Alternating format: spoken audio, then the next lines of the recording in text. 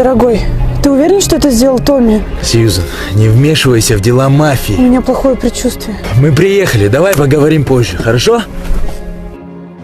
Now you say you're lonely. Said you cry the whole night through. Томми, жалкий ублюдок! Это ты сделал? Франческо, успокойся. Сьюзан, детка, сядь! Франческо, о чем ты? Я же говорил, что со мной шутки плохи. Да не убивал я мирного жителя. Ты же мафия! Да не мафия, блин, на, посмотри. Ой, ребят, простите, как всегда в азарт. Молодец, всю игру испортил. В прошлый раз вообще монополию играли. Тима до сих пор в больнице лежит. Потому что он у него бизнес пытался отжать.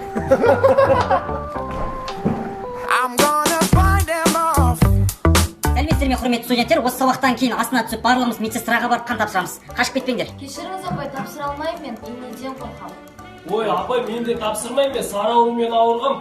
Апай, ақша берем екен, ақша берсем мен тапсырам. Ақшаны ойлаған. Апай, мен деген анемия болғам, қаным аз, тапсырмаймын мен. Жоқ, сендер ойланыңдар, просто кім қан тапсырады, соған 3 күнге демалыс береді. Рас айтасың ба, апай? Ойбай рас.